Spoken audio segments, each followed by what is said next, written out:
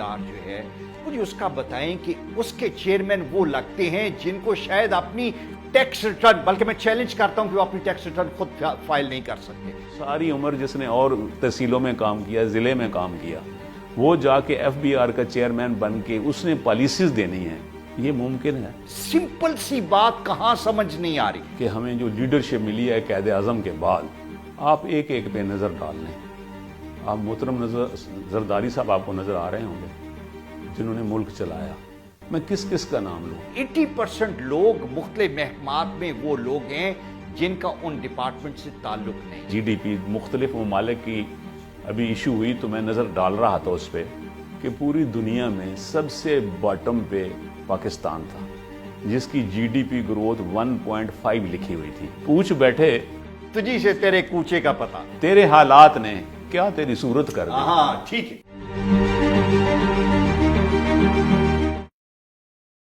پاکستان کے مسائل تو بے تحاشا ہیں، لیکن اگر ہم دیکھیں تو ان تمام مسائل کی ایک بنیادی وجہ جو ہمیں نظر آتی ہے وہ یہ ہے کہ right man for the right job that is missing. Actually ہم بے شمار لوگوں کو اس لیے لگا دیتے ہیں کہ ان کی سفارشیں ہوتی ہیں، ہمارے ان کے ساتھ تعلقات ہوتے ہیں، اور ایٹ ٹائمز ہمیں صحیح لوگ بھی نہیں مل رہے ہوتے. لیکن اگر ہم اس بنیادی مسئلے کو حل کر لیں تو یقین سے مانیں کہ ہمارے بے شمار مسائل حل ہو جائیں گے. آج میں آپ کو ایک چیلنج دیتا ہوں کہ آپ اپنے ارد گرد دیکھیں، آپ گورنمنٹ میں دیکھیں، بے شمار گورنمنٹ کے جو ڈپارٹمنٹس ہیں وہاں پہ نظر دوڑائیں. آپ کو لگے گا کہ جو شخص وہاں پہ اپوائنٹ کیا گیا ہے اس کا اس پرٹیکولر محکمے سے کوئی تعلق نہیں ہے، اور وہ کیا کر رہے ہیں؟ وہ آپ کے پیسوں کا ضیاع کر رہے ہیں جو آپ گورنمنٹ کو ٹیکس کی صورت میں پے کرتے ہیں. وہ آپ کا وقت ضائع کر رہے ہیں اور آپ کے فیوچر سے کھیل رہے ہیں. مجھے اس فینامینن کو ڈسکس کرنے کے لیے آج سابق بیوروکریٹ افتخار حسین شاہ صاحب نے جوائن کیا ہے. Sir thank you very much. میں نے کچھ غلط کہا کہ ہمارے یہاں پہ بے شمار لوگ، اور ایک ڈیٹا ہم نے اگلے دن اکٹھا کیا جس میں بڑے انسٹیٹیوشن کے بچوں نے، کہ یہاں پہ 80% لوگ مختلف محکمات میں وہ لوگ ہیں جن کا ان ڈپارٹمنٹ سے تعلق نہیں ہے. آپ نے یہ بات جو کی ہے اس میں کتنی حقیقت ہے، یہ تو جب آپ اس پہ نظر ڈالیں گے تو پھر آپ اس کی سچائی جو ہے وہ لوگوں پہ آشکار ہوگی کہ یہ کتنی بڑی حقیقت ہے کہ right man for right job اس ملک میں نہیں ہے. آپ اپنے ملک کی تاریخ پہ نظر ڈالیں، کہاں سے ہم شروع ہوئے اور کہاں پہنچ گئے ہیں. ہمارے پہلے لیڈر گورنر جنرل جو تھے وہ قائد اعظم تھے. ہمارے پہلے لیڈر کے متعلق آپ پڑھیں، میں اس دن پڑھ رہا تھا، آپ کے بھی علم میں ہوگا کہ وہ اپنے ہاؤس کی لائٹس سرکاری جہاں رہتے تھے وہ لائٹس بھی شام کو خود آف کرتے پھرتے ہوتے تھے کہ یہ زیادہ اخراجات نہ ہوں. Very true. آپ کو یہ بھی معلوم ہوگا کہ ایک دفعہ قائد اعظم صاحب کے سیکرٹری نے پوچھا کہ کل کیبنٹ میٹنگ ہے تو اس میں جو ہے کیا کیا دینا ہے ممبرز کو، جو وزراء تشریف لائیں گے میٹنگ کے لیے، چائے کے ساتھ کچھ اور بھی سرو کرنا ہے، کیا کرنا ہے سر؟ تو قائد اعظم نے کہا کہ وہ جو وزراء تشریف لا رہے ہیں وہ اسی شہر میں نہیں رہتے. ہاں ٹھیک ہے، آپ نے گھر سے نہیں آ رہے، گھر سے کھا پی کے آئے نا. چائے پی کے ہیں. تو کہاں سے چلے تھے اور کہاں پاکستان میں اب پہنچ گئے ہیں کہ ابھی میں GDP جو گراس ڈومیسٹک پروڈکٹ ہوتی ہے GDP مختلف ممالک کی ابھی ایشو ہوئی تو میں نظر ڈال رہا تھا اس پہ، تو دل میں ایک دکھ ہی ہوا کہ پوری دنیا میں سب سے باٹم پہ پاکستان تھا جس کی GDP گروتھ 1.5 لکھی ہوئی تھی. اور یہ بھی میں سمجھتا ہوں کہ ایگزیجریٹڈ ہے، صحیح نہیں ہے. ٹھیک ہے ٹھیک ہے. انڈیا کی کہاں، چائنا کی کہاں، اور دوسرے ممالک، ہمارے جو ساؤتھ ایشیا کے ممالک ہیں جو ہمارے نیبرنگ کنٹریز ہیں ان کا GDP ریٹ بہت ہائر ہے، اور سب سے باٹم پہ ہم ہیں. ہاں. تو اس کی ریزن کیا ہے؟ یہ سوچنے کا مقام تو ہے کہ وہ مجھے احمد ندیم قاسمی صاحب کا ایک شعر یاد آ رہا ہے.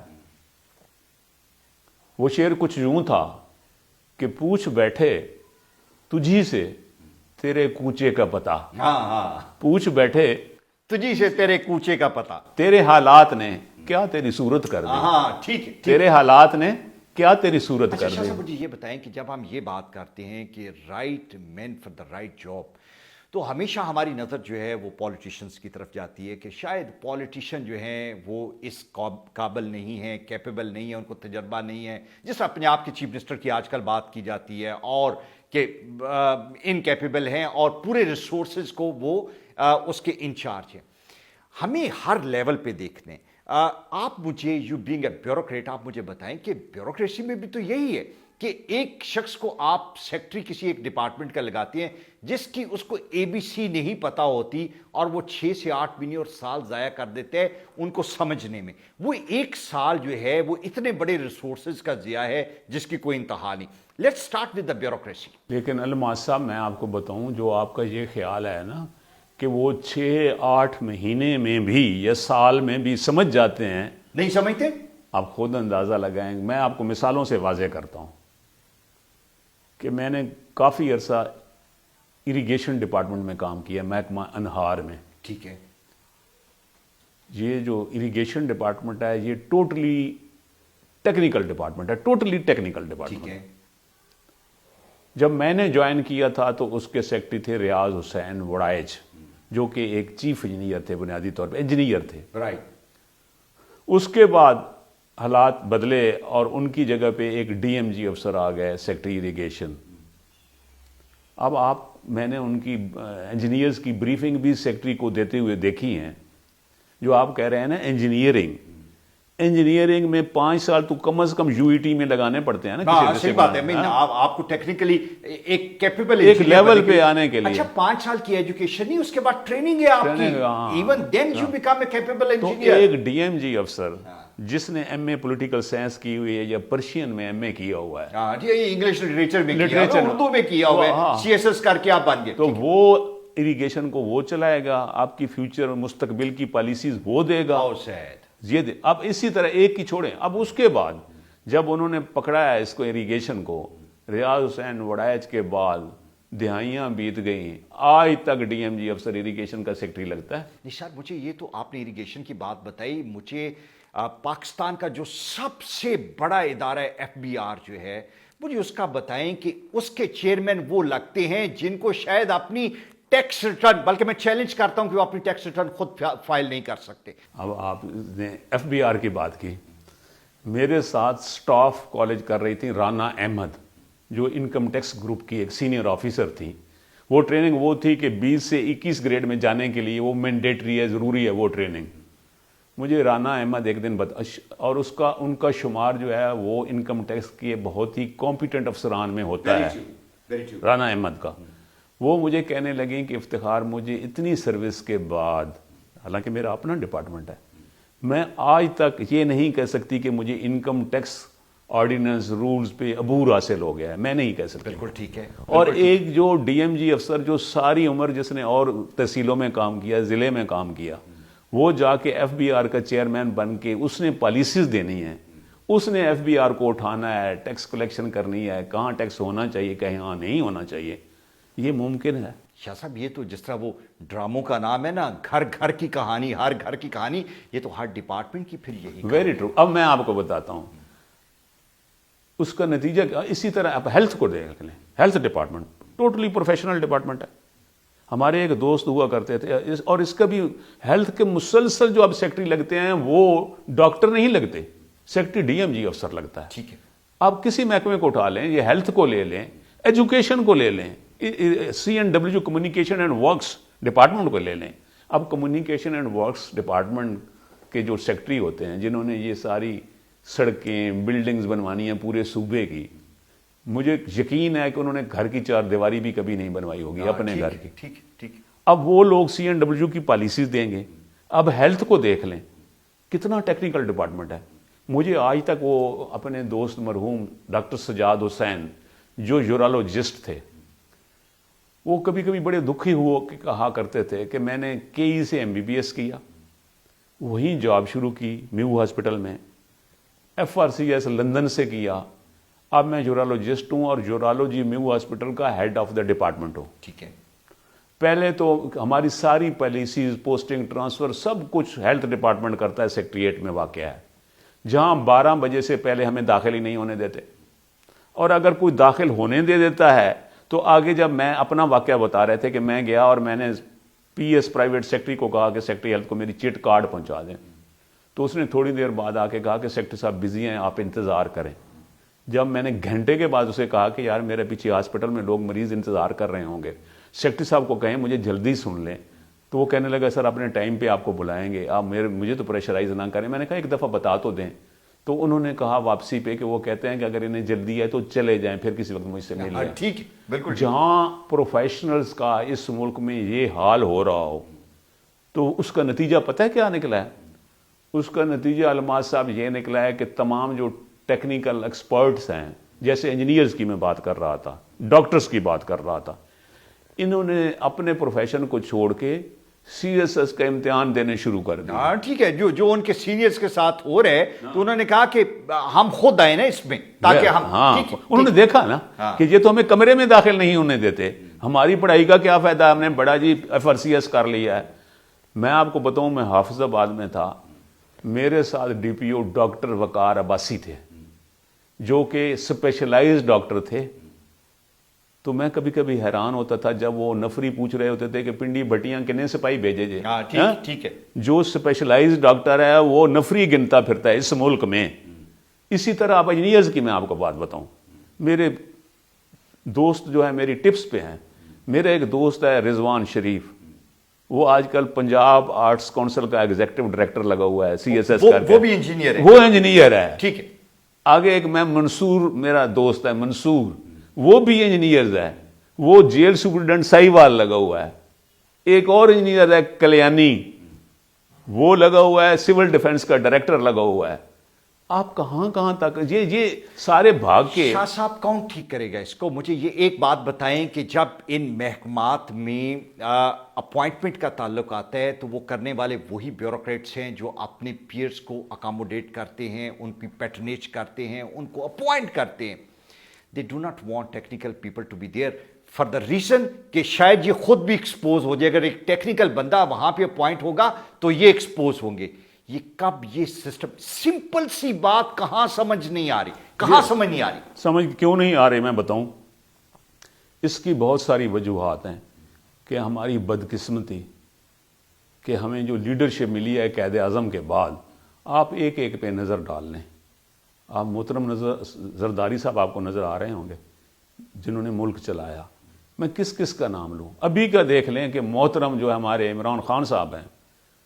اب یہ مجھے تو حیران کن لگتا ہے ملک میں کہ جی بار بار دکھاتے ہیں کہ جی 92 میں انہوں نے ورلڈ کپ جیتا تھا، پھر بھر جھارے پلوان کو بھی چیف سیکرٹری پنجاب لگوا دینا تھا۔ ٹھیک، بڑا وہ ایک آدمی کو پکڑ کے یوں پھینکتا تھا کہ وہ کھاڑے سے بھی باہر گر جاتا تھا۔ اگر یہ کرائیٹیریا ہے کہ جی وہ 92 کا ورلڈ کپ جیتا ہے، اصل میں ہماری لیڈرشپ کا بڑا پرابلم ہے جس سے یہ چل پڑا ہے۔ اور مصیبت یہ ہے، دکھ کی بات یہ ہے کہ اس میں احساس زیاں جاتا رہا۔ ٹھیک ہے، کسی کو یہ بھی فیل نہیں ہوتا کہ ہم کتنا قومی نقصان کر رہے ہیں۔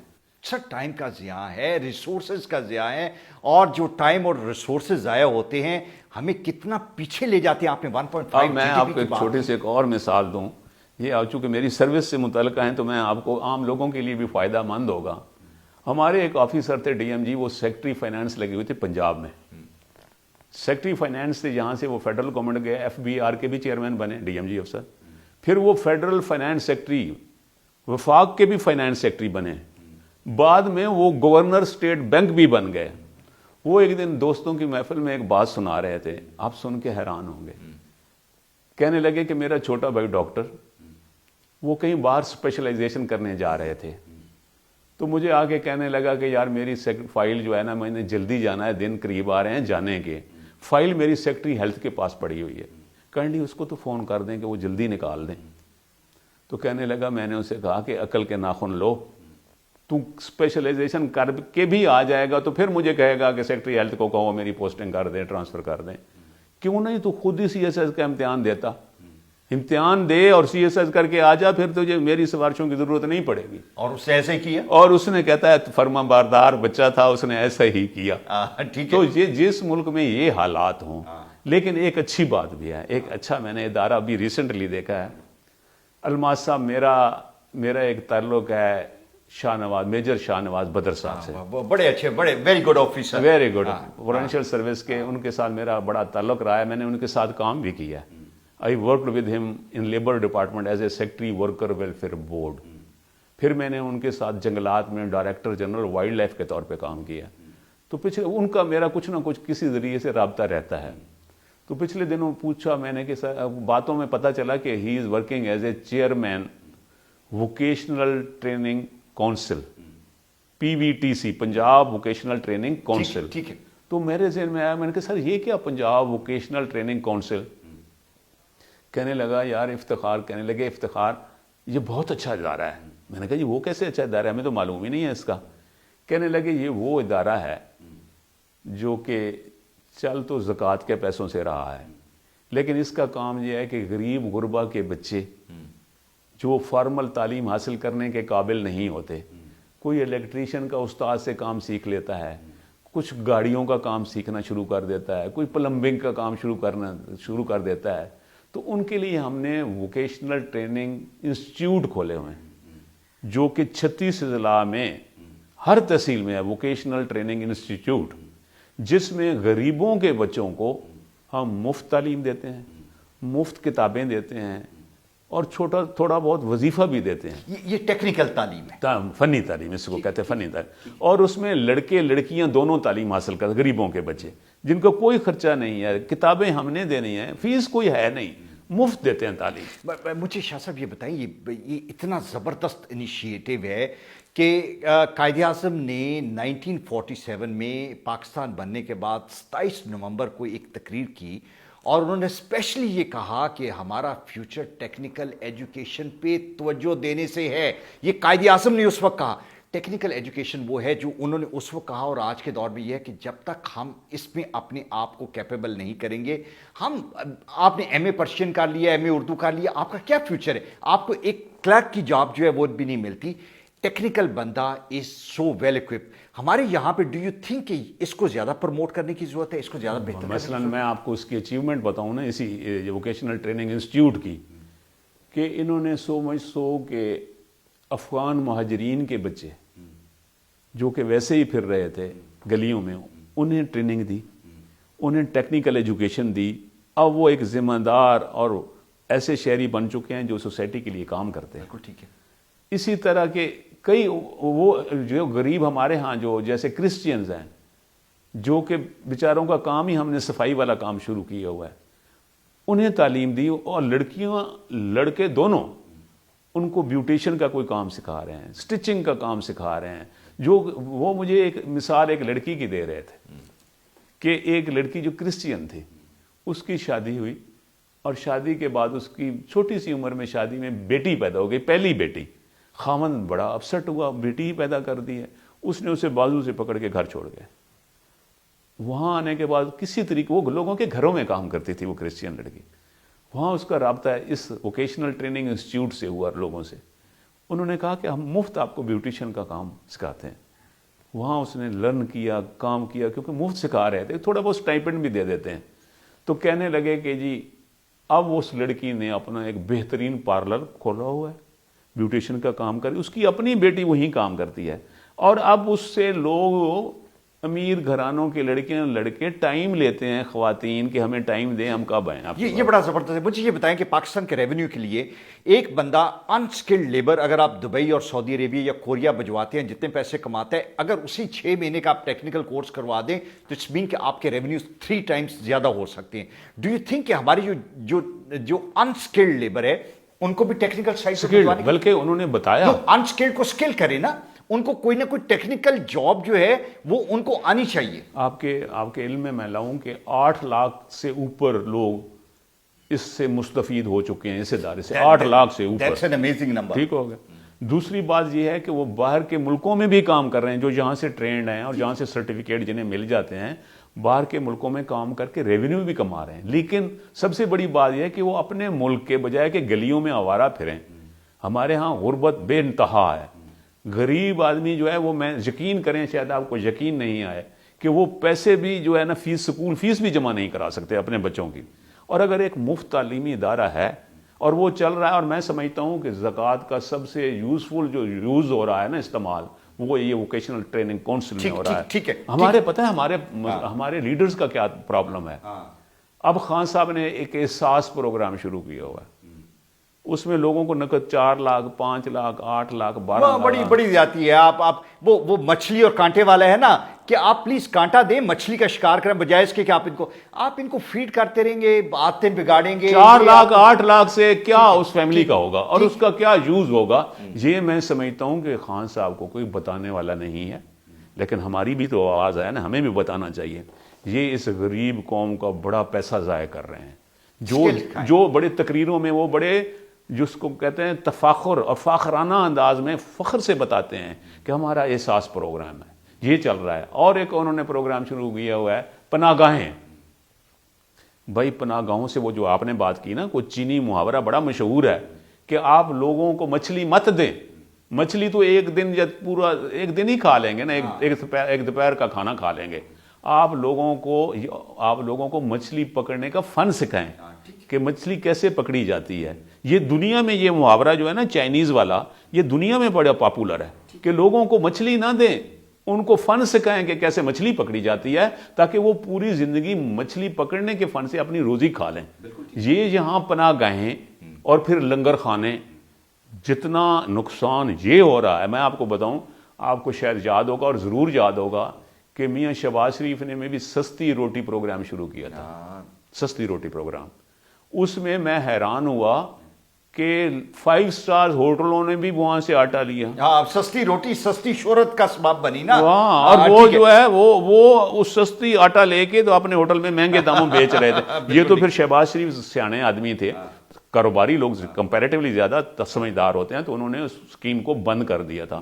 اسی طرح خان صاحب نے یہ جو شروع کیے ہوئے نا لنگر خانے اور پناہ گاہیں اور احساس پروگرام, یہ ان میں کیا پروڈکٹیو کیا چیز ہے سوائے کھانے کے؟ ضائع ہو رہا ہے یہ پیسہ قوم کا, لیکن یہاں کوئی پوچھنے والا بھی نہیں. لیکن ان کو کوئی بتانے والا تو ہے نا, کسی نے کہا ہوگا کہ یہ تم کرو, یہ تمہارے لیے بہتر ہے, تم پرائم منسٹر رہو گے.